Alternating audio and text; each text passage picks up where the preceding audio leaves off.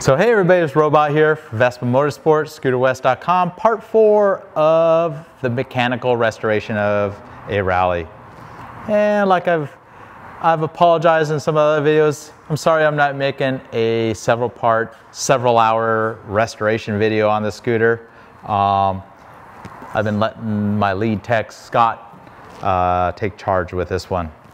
So what's new with it? Well, it runs. And the motor, as I showed you in the last video, it's been completely overhauled. It runs great, starts first kick. There's still some mechanical little issues. We got most of the electrical sorted out.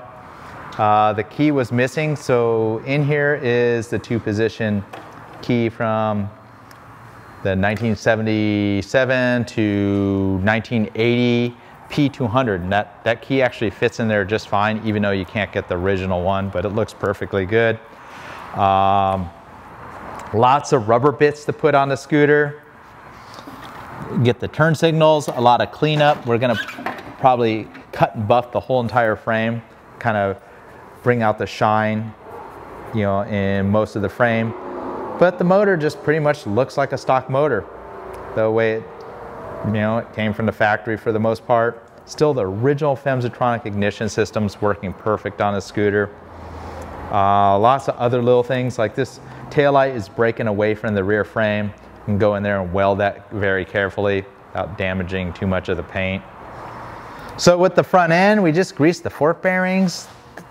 These old Vespa front ends are like remarkable. You pretty much pump some grease in them and they all work perfect.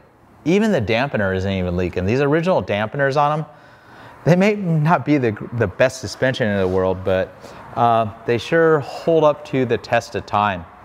Can't even say that about a Vespa ET4 LX. The grease in those scooters, usually it's dried up so hard that sometimes it will strip out the speedometer gear, or it's hard to steer because the grease is really dried up in there. But whatever grease they use in these old Vespas still seems to hold up, and you just grease everything over again and it all works perfect. All new control cables, we used most of the original housings. They were still in really good shape, and I'd prefer to do that. It gives you the original kind of feel.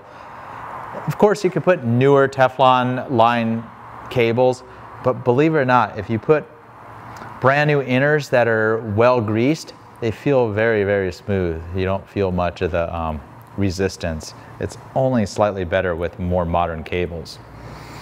We still have things like the turn signals to get going. Have to figure out some solution for the switch that's busted up. The headlight on these models, it runs off a battery, so you turn on the key and the headlight comes on. You can turn the high beam, low beam on. Not the best system, but it's what this originally came with. So the last video we'll do, hopefully I'll have this scooter cleaned up a bit more. Lots of little rubber bits will be replaced that are kind of on the outside. We've already taken on some good test rides. This scooter for the tires is rocking the classic Michelin S83 tires, probably the closest tread style you can get to some original 60s or 70s Vespa in the quality Michelin tire brand.